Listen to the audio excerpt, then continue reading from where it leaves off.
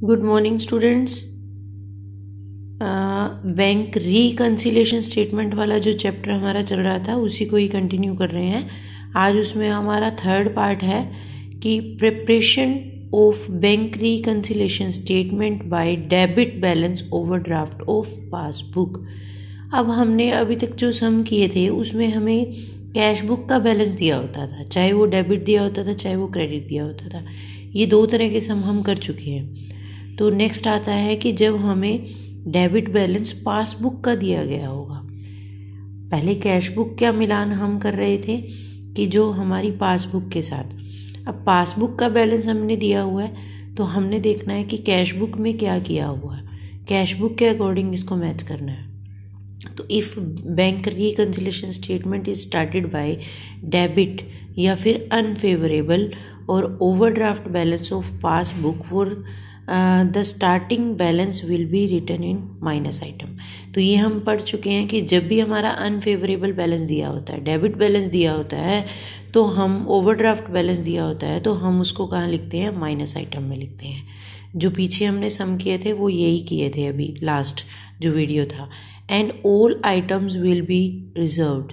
In other words item shown in plus column will now be written in minus column. Reverse means कि सभी item जो हैं वो reversed हो जाएंगी। रिवर्स मीन्स कि जो आप पहले प्लस में लिखते थे वो सारी माइनस में लिखेंगे और जो आप माइनस में लिखते थे वो सब प्लस में लिखेंगे। Item shown in minus column will be written in plus column. Clear? तो उसमें जो भी हम सम कर रहे थे उसका सारा रिवर्स हो जाएगा। रिवर्स कैसे हो जाएगा कि सबसे पहले तो हमें अनफेवरेबल बैलेंस दे रखा है, क्वेश्चन में ओवरड्राफ्ट दे रखा है तो हमने उसको माइनस कॉलम में लिखना ही लिखना है। फिर हमने कुछ आइटम्स ऐसी पढ़ी थी जिसको हम मैच करने के लिए एक परफॉर्मा हमने फर्स्ट किया था लेक्चर में, जिसमें हम कुछ आइटम्स ऐड करते थे और कुछ हम माइनस करते थे। ठीक है, आपने रिवर्स करना है इस केस में। जब आपको पासबुक का ओवरड्राफ्ट बैलेंस दिया हो तो आपने जो माइनस वाली आइटम्स हैं उसको प्लस करना है, प्लस वाली आइटम्स को आपने माइनस करना है। तो इसी के अकॉर्डिंग आपका जो है ये सम दिया गया है।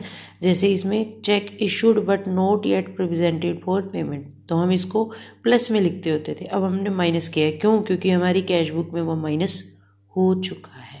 तो यहाँ पासबुक का मिलान हम हमारी कैश बुक से कर रहे हैं तो यहाँ आइटम सारी रिवर्स्ड हो जाएंगी। जैसे cheque deposit with the bank but not yet collected. Bank में डिपॉजिट कराया गया लेकिन कलेक्ट नहीं हुआ, बैंक ने तो नहीं किया था ना, तो हमने कर दिया था। हम इसको पहले माइनस करते थे, अब हम इसको प्लस करेंगे। ठीक है, तो ये वही एंट्रीज हैं, इसमें कुछ भी चेंज नहीं है। तो जो एंट्रीज हमारी प्लस वाले कॉलम में थी वो यहाँ चली जाएंगी, जो माइनस वाले कॉलम में थी ये यहाँ जाएंगी। और जब भी हमें अनफेवरेबल बैलेंस दिया गया होता है वो माइनस कॉलम में लिखा जाता है, चाहे वो कैश बुक का हो चाहे वो पासबुक का हो। ठीक है, तो ओवरड्राफ्ट बैलेंस आप हमेशा माइनस कॉलम में लिखेंगे। तो ये सम था हमारा, लास्ट ही यही टॉपिक था हमारा। उसके बाद हमारा ये चैप्टर कंप्लीट हो जाएगा। तो आपने इसके सम करने हैं या फिर इसका एक आगे आएगा कि क्रेडिट बैलेंस दिया हुआ। क्रेडिट बैलेंस ये भी हम कर चुके हैं। जब भी फेवरेबल बैलेंस होता है तो हम कहाँ लिखते हैं उसको, प्लस आइटम्स में। तो यही 4 तरह के सम जो है आपको इसमें दिए गए हैं इस चैप्टर में। ये चैप्टर आपका कंप्लीट है। इसमें और कोई भी ऐसे क्वेश्चंस नहीं है जो आपने करने हैं। ये 4 टाइप्स के क्वेश्चन मैंने आपको बताए हैं कि डेबिट बैलेंस दिया हो या क्रेडिट बैलेंस दिया हो या फिर पासबुक का दिया गया हो या कैश बुक का दिया गया हो। तो ये हम चारों टाइप्स के सम जो हैं वो हम ले चुके हैं। तो आपने ये चैप्टर कंप्लीट करना है और ये संडे तक ही आपने कंप्लीट करना है। मंडे को जो है आपका नेक्स्ट चैप्टर स्टार्ट होगा। और मैं फिर से कह रही हूँ कि आपने अपनी नोटबुक साथ साथ प्रिपेयर करनी है इसकी। जब भी आपकी फ़ाइल चेकिंग होगी, जब भी आपकी कॉपीज़ कलेक्ट की जाएंगी तो उस चीज़ के आपको असेसमेंट में मार्क्स मिलते हैं। Okay, thank you, have a nice day.